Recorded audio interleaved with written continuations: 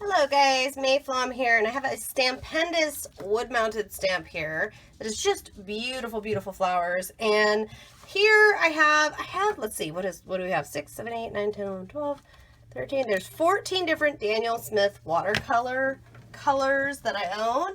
And I put them like this and made a palette, and they're all dried out now. I'm going to try playing with them and seeing what I think. This is the, oh, that's the wrong color. I pulled the wrong color out. This is the color I'm thinking of. This is the Opera Pink, and it is my favorite. And I haven't gotten to use it in some time, so I'm going to play around with this and see how this goes. I'm on watercolor paper right here, and what I want to do first is I want to see with this image if I can do one color. So this is on dry. Right now, the paper is dry. Now, I am by no means a watercolor, and certainly not a fine watercolor like these expert. So I'm still getting to know this product, okay? I'm still playing around with it.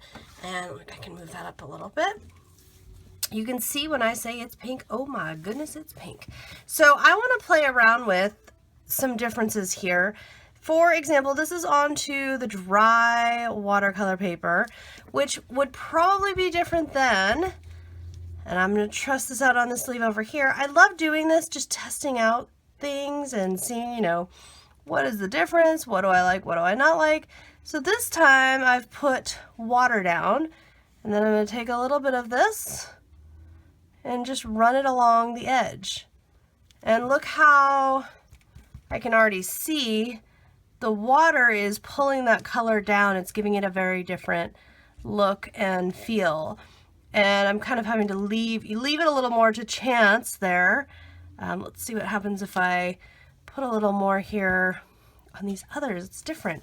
So I like to play around, guys, especially with these watercolors. Since I am not very familiar with these, this is something that I really want to just kind of mess around with.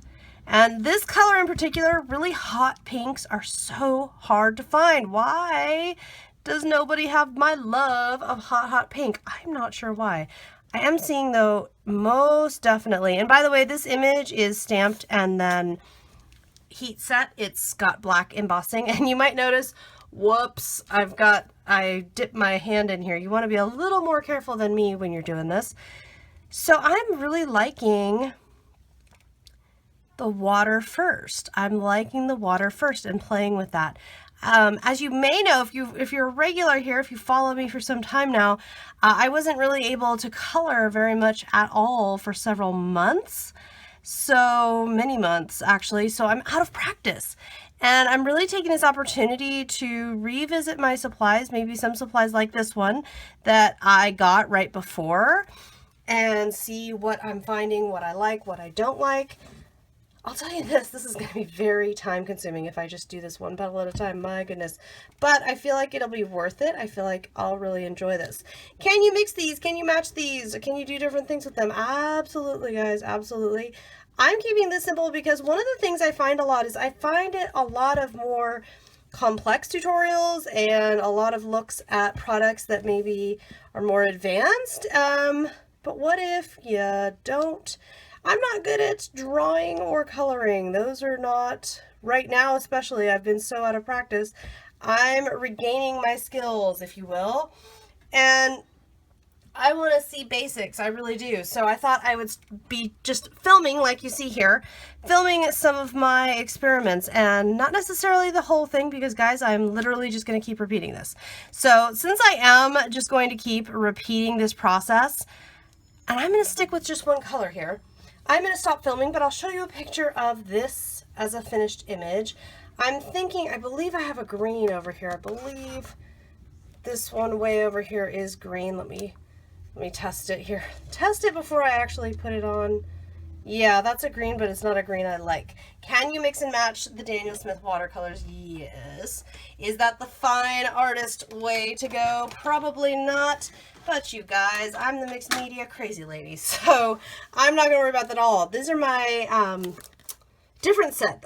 The name of them is escaping me right now, but I'll put a link to them there on YouTube. But this set would be just fine. Look, throw a little water in there.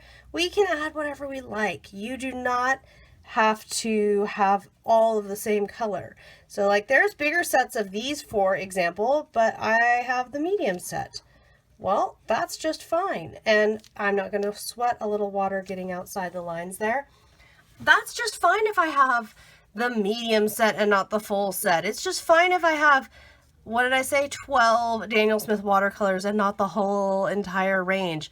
I don't need to have every single little thing. What I need are supplies that work for me.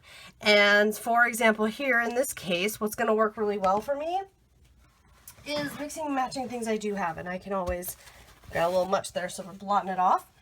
I like to mix and match the stuff that I do have. So, I mean, I could keep going. I can mix in, these are Fine Tech mica ones, although I'm not really seeing the need for them right at this moment.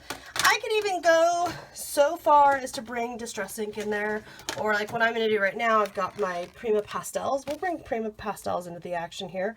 We will, okay, so I'm going to color a little bit of pink right here on my mat. This is how I prefer to get at these guys.